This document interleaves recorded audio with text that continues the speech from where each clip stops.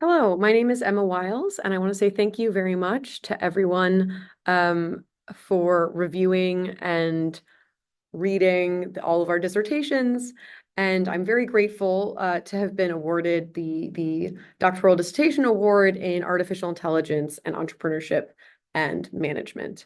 I've just graduated from the Massachusetts Institute of Technology, from the Sloan School of Management, in June, and I've begun an assistant professor job at Boston University since then.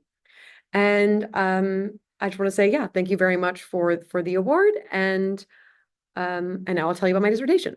So my dissertation is artificial intelligence and labor market matching, and what I'm very interested in, and what I try and do with it, is to study some of the boundaries of how AI can be used in hiring, theoretically in any sort of matching market, but in my context, it's the hiring market. And so when is AI, efficient and productive in various parts of the hiring process, and sort of when does it have unintended consequences, or sort of negative externalities?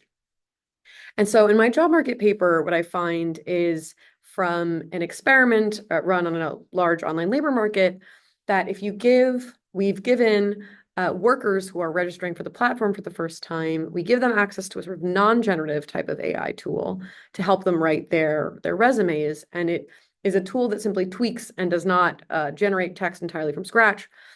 And what we find is that this has, huge benefits to their ability to get hired, but it has no sort of downstream negative consequences on the employers who are hiring them. So it makes them sort of look better, but it doesn't trick employers into hiring any sort of worse fitting or lower quality candidates. So that is the sort of the happy news from my first chapter.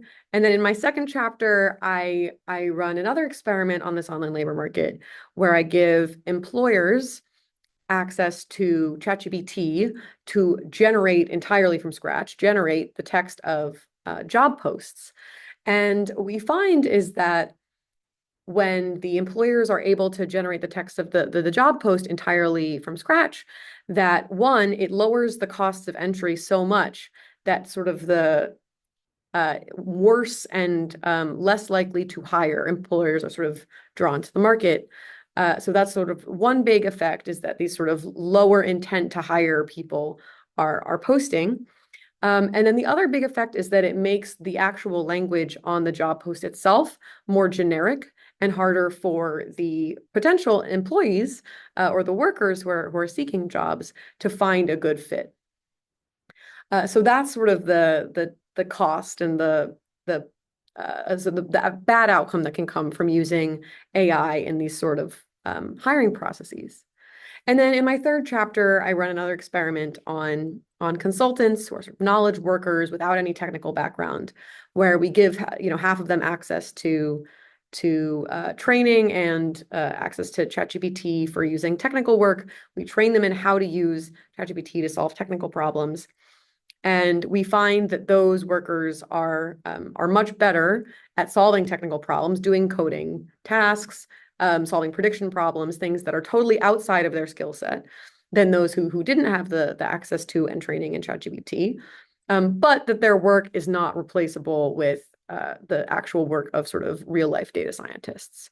So it suggests that while you can, firms should consider sort of broadening the scope of people they are hiring for jobs that have some technical components, that if you're a worker that can use ChatGPT, you can do a lot more things than you could have done without ChatGPT, and you can gain a lot more skills, even sort of hard technical skills, but that their work is not totally replaceable with like a real trained data scientist. So those are the three chapters of my dissertation.